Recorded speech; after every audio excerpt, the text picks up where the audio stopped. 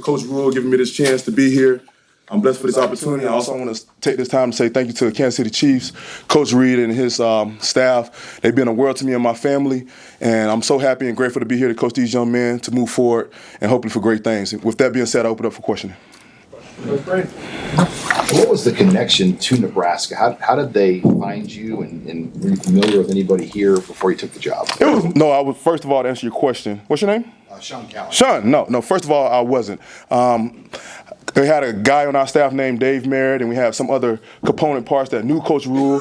Coach Reed is a big fan of Coach Rule, and from that standpoint, we were still in season, and I had an opportunity to interview with Coach Rule, and he was willing to wait for me, and it was a great opportunity for me and my family.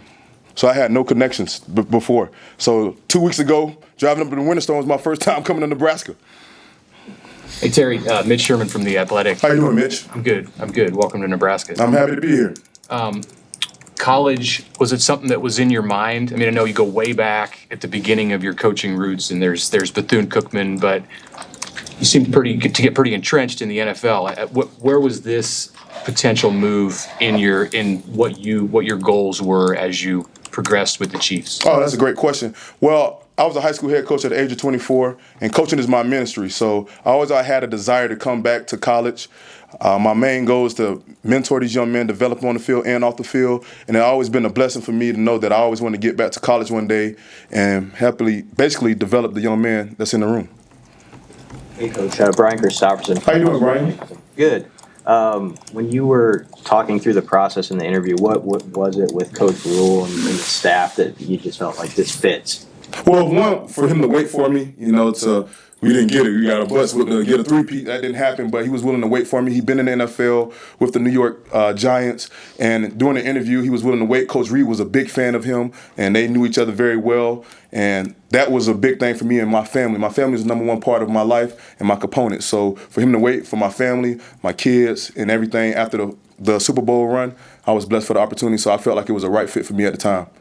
Hey, Coach, Steve Mark with How you doing, Steve? Good.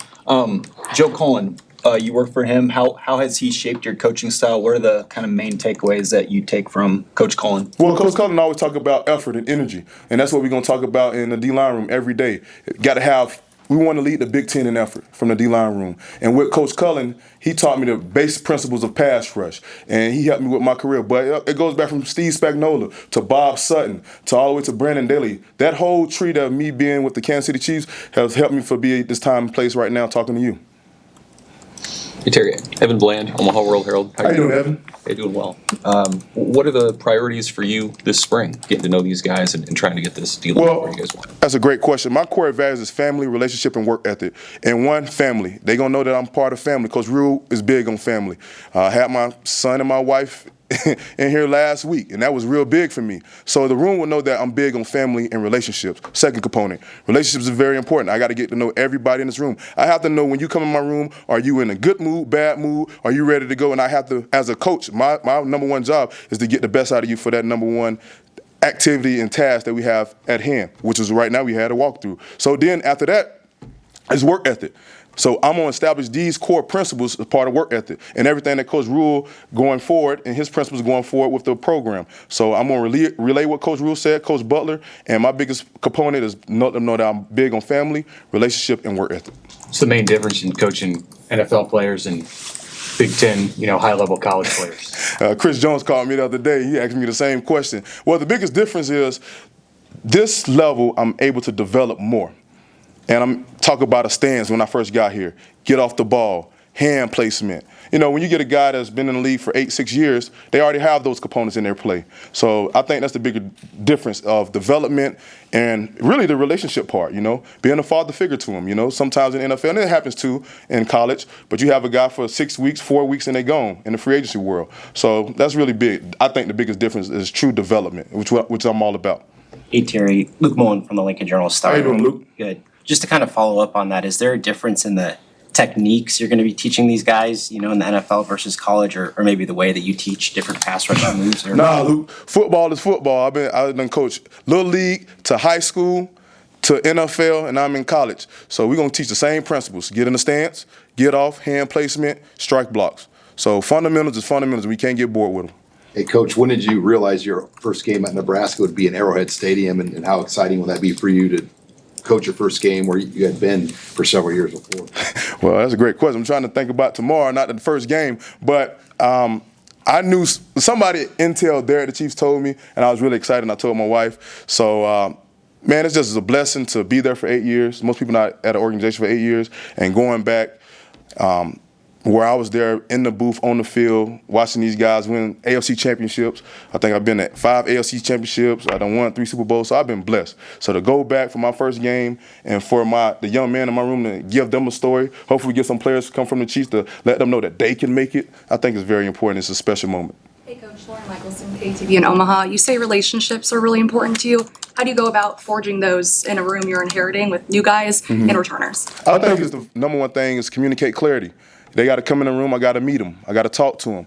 I have to talk to their parents because it don't take one person to build a village. It takes all of us. So if one man lacking, the next man lacking. So my biggest objective is to get them in the room, talk to them, set them down, and just get to know them. It's a marathon. It's not a sprint. So it's going to take some time, but I think we're on the right path to be successful.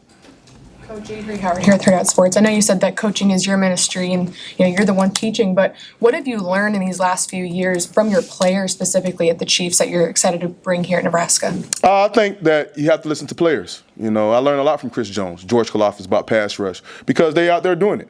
And I think being at the Chiefs, coming off the field, talking to George Kalafis, I remember like it's yesterday, he got us 3 sacks in one game. And I was just so happy it felt like I was playing. So that's the really big thing that I learned about being at the Chiefs. Sometimes you got to listen to your players more and not just talk about X's and O's. It's all about people. Coach Bradden. Matt McMaster, 1620 The Zone. Say your name one time, I'm sorry. Matt McMaster. How you doing, Matt? I'm doing great, Coach. So, the cliche is learning how to win, right? You got to learn how to win. You're coming from a modern NFL dynasty. What are some of the things, the nuances, the little details about winning that you picked up from the Chiefs that you hope to relay into your room and just the program in general? That's a great question. 8 years ago, I was sitting at the Pro Bowl, didn't know nobody. And I had an awesome opportunity to talk to Emmett Thomas, Hall of Famer for the Chiefs. And him and Coach Reed taught me this business is all about people. You can put up cover 2, you can talk about pass rush, but you got to have good people around you to be successful. And I think being at the Chiefs is what I really learned about a successful organization. It's all about people at the end of the day. I hope I answered your question. No, that was perfect. That was perfect. Terry, short time here, of course, just getting to know these guys. Are you able to recognize and identify any leaders in your room in this early stage? That's an early stage, and I'm going to answer that question as we progress through spring. But like Elijah Judy has been here the longest, Van Pop has been here the longest, Cam, they all had experience playing.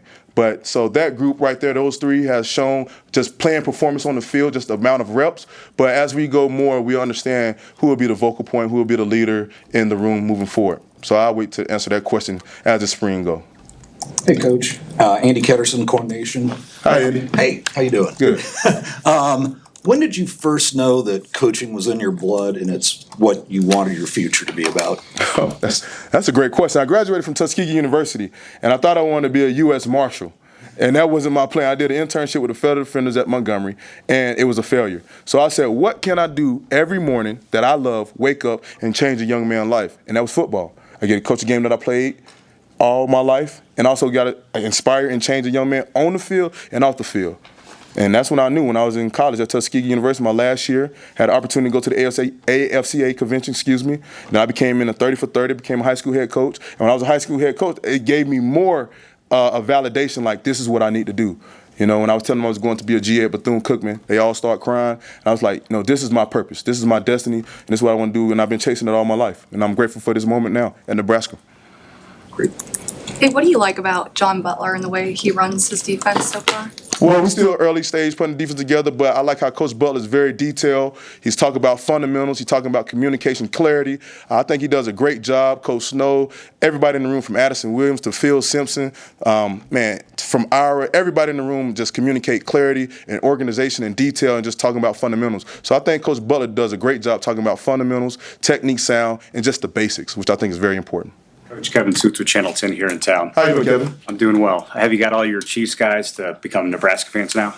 Well, that's when I was leaving the last day before the Super Bowl. You know, the night before, they was all saying, "No, we're gonna cheer for Nebraska because you're there." But that's still a tough component to really grave in. Some guys with the SEC and ACC. That's a tough one. What kind of response did you get from the guys you were coaching with the Chiefs about your move? Man, really, that was. I'm gonna keep that private, but it was a special moment that I never thought.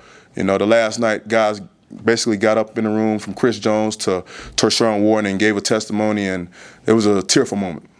I know you were dialed in on your work with the Chiefs, but what was that balance like for the 2 months where you're kind of paying some attention to the Husker roster? Absolutely, of course. But I was still working for the Chiefs, and I understand what Coach Reed #1 goal is about winning. But when Coach Reed gave me an opportunity, I was happy, and I was able to organize very well and help out both sides. Hey, Coach, with the current workouts right now, you get to watch them.